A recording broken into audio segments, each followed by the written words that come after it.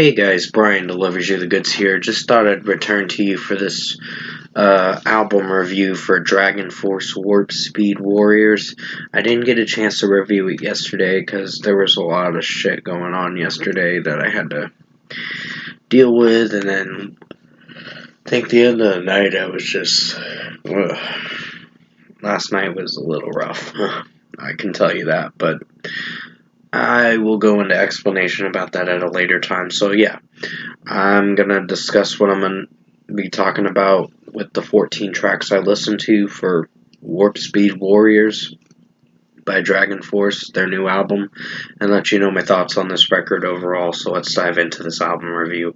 Now it starts with Astro Warrior Anthem, and off the bat, it's actually a pretty good song. Mark Hudson's vocal potential is quite outstanding. It's very much speed metal kind of stuff. Power metal, speed metal. This is what the band goes for. They're pretty fast paced with their music. But overall, I think Herman Lee's guitar riffing and Sam Topman's guitar riffing is so outstanding. Alicia Vigil, I think, is one of the bassists, and she sounds pretty good most of all, but mostly the Herman Lee and Sam Topman's guitar work is quite outstanding in this track, and this track definitely rocks, so 5 out of 5. Power of the Triforce was the, I believe, second single for this record, and off the bat it's a pretty strong track for how it sounds overall, so I really enjoyed the guitar riffs. I enjoyed Sam Topman and Herman Lee's guitar riffing. Mark Hudson singing in this almost 4-minute song sounds really good. I think it was this theme song to the Zelda video game. I'm not sure, but let me know in the comment section below if it was. But it said something about Zelda when I watched the music video one time. So pretty much 5 out of 5. Kingdom of Steel is a pretty good song in its own way. Not one of my favorites, but it's strong for what it goes for. So this is a 4.75 out of 5. I enjoyed Mark Hudson's vocal potential. It's a little slow-paced of a track, but it kind of works in its own way. Then comes Burning Heart, which is the latest single they dropped when the album came out, and honestly, this is a pretty strong track. Pretty good one, too. And I really enjoyed the guitar riffs from Herman Lee and Sam Topman, and Mark Hudson's vocal potential is quite outstanding. So this is a great song. 5 out of 5. Sounds like classic Dragonforce in my opinion. Space Marine Corps was pretty good in its own way. There's some moments where I like it, moments where I have my critiques about it, but overall, pretty strong song for what it goes for. 4.75 out of 5. Doomsday Party was one of the first single for this record. The lead single for this record to come out. And basically, it's solid, but not anything great. I think that it relies on the electronics a little too much with this track. The guitar riffs are pretty good. I'll give it that, but the track just doesn't execute too well. But it's a 4.5 out of 5. Excuse my yawning, I'm just trying to wake up mostly.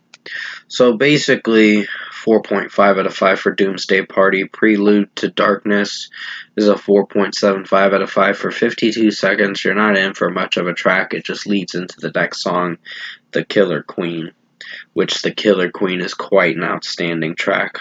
So, yeah, 4.75 out of 5 for Prelude to Darkness, The Killer Queen. Like I said, outstanding song for how it sounds, and this track definitely rocks for sure. Herman Lee's guitar riffing and Sam Topman's guitar riffs, they're quite outstanding, and Mark Hudson singing in this track sounds really good.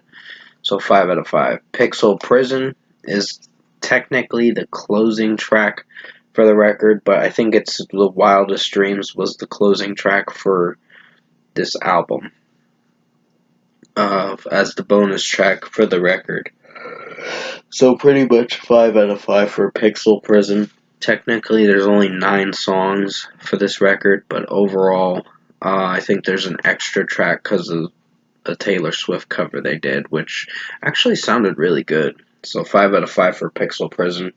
Wildest Dreams Taylor Swift cover was a very fast-paced metal track, power metal song, and it sounded really good for how they were making it execute. So this is a 5 out of 5 for sure. I really enjoyed this Taylor Swift cover, even though it's the power metal and speed metal version to it. Astro Warrior anthem featuring Matt K. Heafy.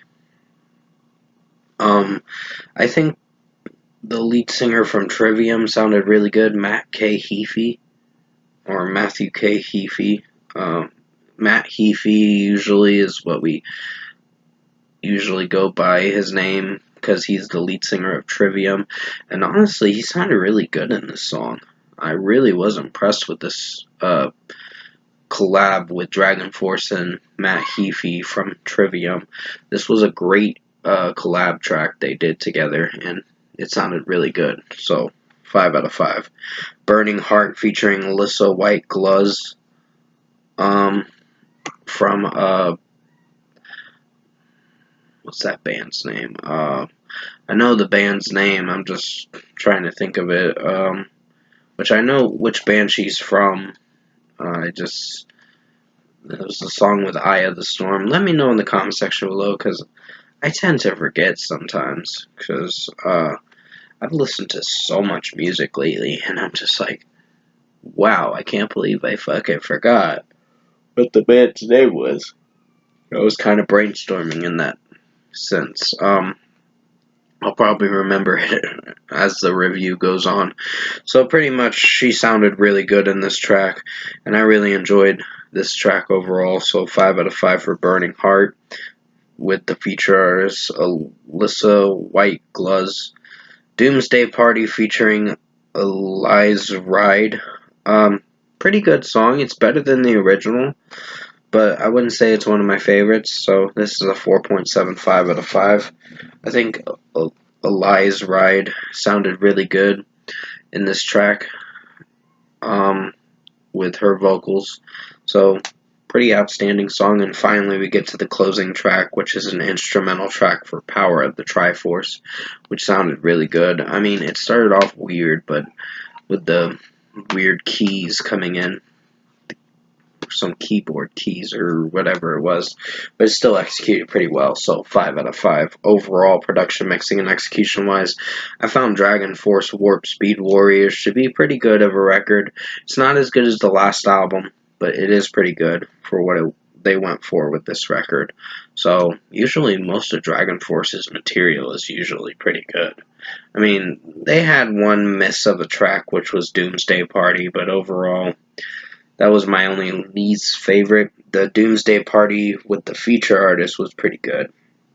So, not all the songs were really terrible in a way, but I think majority of them executed. Tracks I'd come back to are Burning Heart, Power of the Triforce, Astro Warrior Anthem, Killer Queen, and Pixel Prison, and some of the other tracks for the deluxe edition. So, pretty strong record for how it sounded. So if I were to give this record an overall score, I'm going to give it an 8.5 out of 10 for Dragonforce Warp Speed Warriors. Pretty rockin' album. Highly recommend you check this record out for yourself to see what you think of it.